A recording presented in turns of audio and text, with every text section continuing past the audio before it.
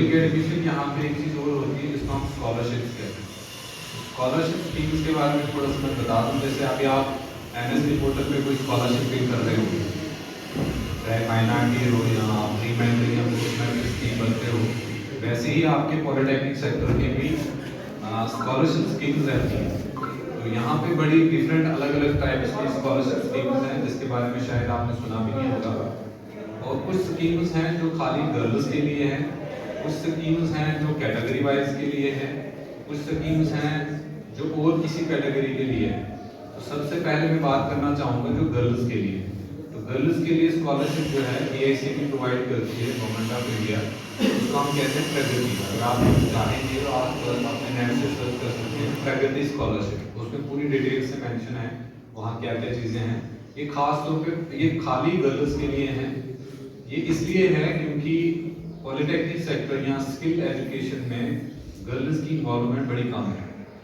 कुछ सेक्टर हमारे ऐसे भी हैं जहाँ पे गर्ल्स को चाहते हैं कि ये टेक्निकल्स आगे ली जाएं, क्योंकि शायद आगे फिर इसमें लोगों को फेस करना होगा, पब्लिक डीलिंग होगी, बाकी चीज़ें रहती होंगी, इसलिए हम गर्ल्स को आगे जाने नहीं देते। या दूसरी ये चीज़ है कि लड़कियों को इसलिए नहीं पढ़ाया जाता कि फाइनेंस जो है एक पेरेंट का बड़ा काम रहता है, वो प्रेफर करता है एक बच्चे को पढ़ाना as compare to girl child. वो इसलिए क्योंकि जो बच्चा है वो कल को उसका सपोर्टिंग हैंड बनता है, तो गर्ल उसको कहते हैं भाई ये सपोर्टिंग नहीं रह सकती। लेकिन आज की डेट में ऐसा नहीं है, आज लड़का लड़की दोनों बराबर है। तो गवर्नमेंट का भी नारा है कि इक्वलिटी है, तो किसी कंडीशन में इक्वलिटी है, किसी कंडीशन में नहीं है। लेकिन यहाँ पे उनको आगे लाने के लिए एक स्कॉलरशिप स्कीम रखी है, उसको रखा हुआ प्रगति, लड़कियों को आगे लाने का जो है एक टाइम है।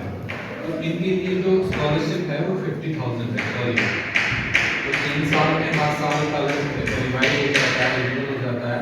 3 साल में 1.5 लाख स्कॉलरशिप दी जाती है। तो गवर्नमेंट में इसकी फीस स्ट्रक्चर बड़ा कम रहता है। अगर आप ऐसे गवर्नमेंट आप प्राइवेट इंस्टीट्यूट में एडमिशन करते हैं तो वो अपना रेगुलेशन निकालते हैं आपसे, तो आप 10-20 हज़ार आप एडमिशन फीस देते हैं, फिर उनके अलग नॉर्म्स होते हैं, मतलब 30-40 हज़ार आपके साल के सिर्फ एडमिशन या आपके एग्जाम फॉर्म में जाते हैं। लेकिन गवर्नमेंट में यहाँ पे जो पॉलिटेक्निक है इसमें 23 से 2500 रुपये की ईयरली फीस है आपकी। आपको उसमें इंश्योरेंस वगैरह आ जाता है। 25 लमसम, इससे कम ही है, लमसम मैं कह रहा हूँ कि 2500 आपकी ईयरली फीस है। उसके बाद आपकी एग्जाम फीस 1000 रुपये है, तो 3500 में 5000 आपके साल का खर्चा जो इस पर होगा आपके एग्जाम पे, एग्जाम प्लस एडमिशन, तो आपका जो है 5000 खर्चा आ रहा है एक साल का। 3 साल में कितने आएंगे? 15,000। 5 दिया 15,000, तो हम रख लेते हैं 20,000। तो अगर आपके 3 साल में 20,000 खर्चा हो रहा है, अगर एक लड़की एडमिशन करती है 1.5 लाख मिलता है, 1.5 लाख में 20,000 निकालो, बचे कितने? 1 लाख की जो है 20,000 30,000, तो 1,30,000 उसकी इनकम रहेगी 3 साल के बाद। घर वालों पे कोई प्रेशर नहीं है उनको पढ़ाने का के लिए, मतलब वो एक्सक्यूज भी नहीं है कि हम पढ़ा नहीं पाएंगे क्योंकि गवर्नमेंट यहीं से प्रोवाइड कर रही है। तो इसलिए ये मैं एक मैसेज देना चाहूँगा जिनके मतलब पेरेंट्स ज़्यादा कमाते नहीं हैं या जो इसलिए बच्चों को छोड़ रहे हैं कि हम पढ़ा नहीं पाएंगे क्योंकि आगे फिर मतलब पढ़ाई में बड़ा खर्चा रहता है, तो उनके लिए मैसेज है कि आप लड़कियां बोझ नहीं है, लड़कियों को गवर्नमेंट एक सहारा दे रही है जिसको हम स्कॉलरशिप कहते हैं कि वो आप स्कॉलरशिप पे बच्चों को पढ़ा सकते हैं। लेकिन इसके लिए आपने क्या करना है, पहले इसकी गाइडलाइंस देखिए और एलिजिबिलिटी क्राइटेरिया देखना है। असल में स्कॉलरशिप स्कीम या स्कॉलरशिप उसको दी जाती है जो रेगुलर कैंडिडेट पढ़ने के लिए हो। ऐसा नहीं है उसने पढ़ाई छोड़ दी, आप कहीं सुना है भाई स्कॉलरशिप मिल रही है तो उसके चक्कर में एडमिशन कर लें। ये उनके लिए है जो रेगुलर पढ़ रहे हैं और जो पढ़ने की ख्वाहिशमंद है, जिनको इंटरेस्ट है पढ़ने का, क्योंकि इसमें मेरिट भी चाहिए होता है थोड़ा, मेरिट इंटरेस्ट होगा मेरिट बनेगा। तो रेगुलर कैंडिडेट, अब इसमें भी क्या है, जिस साल आप एडमिशन लोगे उसके पिछले 3 साल में आपकी 10th होनी चाहिए या 12th होनी चाहिए। अगर 12th बेस पे एडमिशन होती है 12th होनी चाहिए, अगर 10th बेस पे होनी चाहिए, ये कर रहे हो तो 10th होनी चाहिए। अगर मतलब अभी 24 है, 23 और 22 और 22, 23, 24, जो ये 22 से 24 के बीच में कैंडिडेट हैं वो एलिजिबल हो जाते हैं इस स्कॉलरशिप के लिए।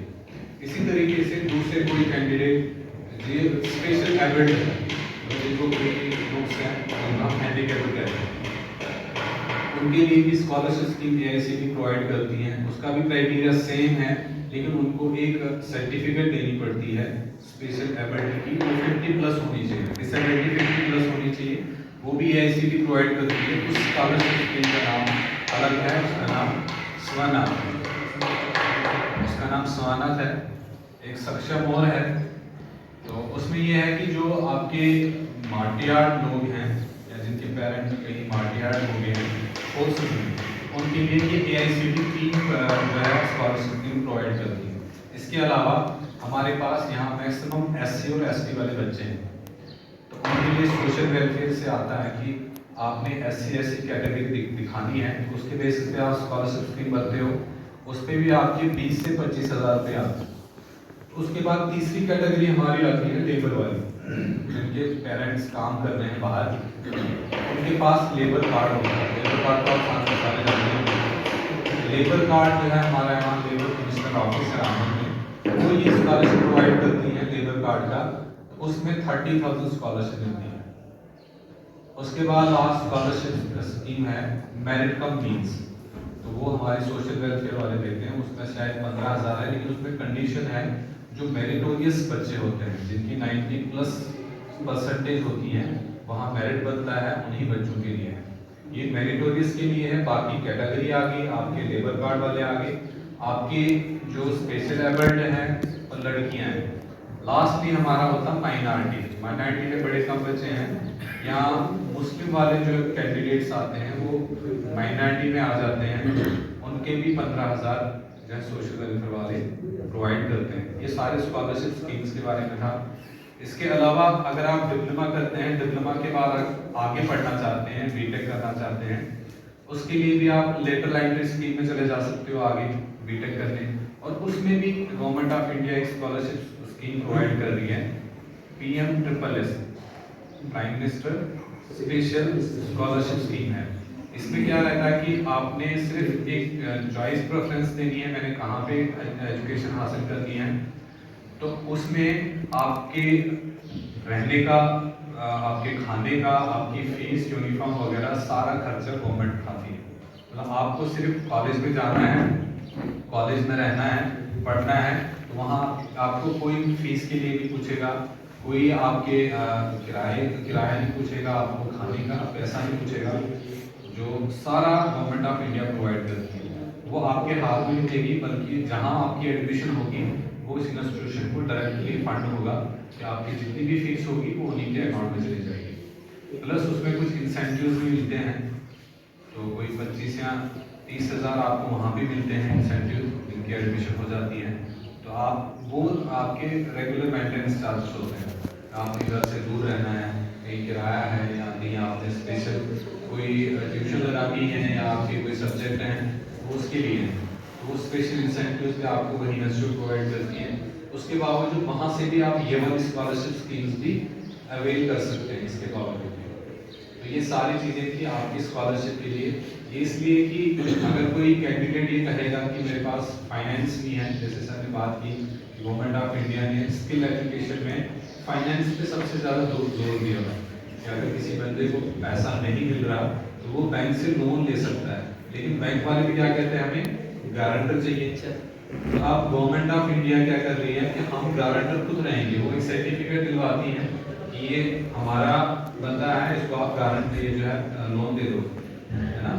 जैसे अभी PM विश्वकर्मा निकला है, इसमें जो विश्वकर्मा कार्ड निकलता है वो ऐसे सर्टिफिकेट अपना गवर्नमेंट का, ये हमने सर्टिफाई किया हो, इसको आपने लोन प्रोवाइड करना है, वो भी सब्सिडी पे और विदाउट एनी गारंटी। मतलब हमारी गवर्नमेंट सपोर्ट कर रही है इस चीज़ में, ताकि हम फाइनेंस उठा के वो फिर हमने रिपे करना है, वापस तो करना है, लेकिन विदाउट इंटरेस्ट।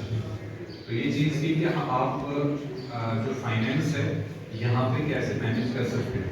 तो मैं चाहता हूँ कि ये मैसेज आप घर में भी सारों को दे दें, रिलेटिव्स को दे दें। अगर किसी को लगता है कि टेक्निकल एजुकेशन, स्किल एजुकेशन आज की डेट में ज़रूरी है और इसको अवेल करना जो है ज़्यादा मुश्किल भी नहीं है, क्योंकि बड़े सारे रास्ते हैं जहाँ से आप उसको अवेल कर सकते हैं।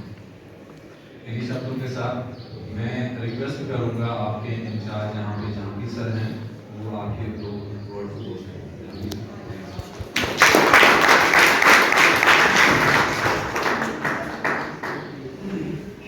अपने दामन में बढ़ा दे, अपने दामन में जगह दे के बढ़ाती इज्जत, अपने दामन में जगह दे के बढ़ाती इज्जत, वरना इंसाफ से सोचो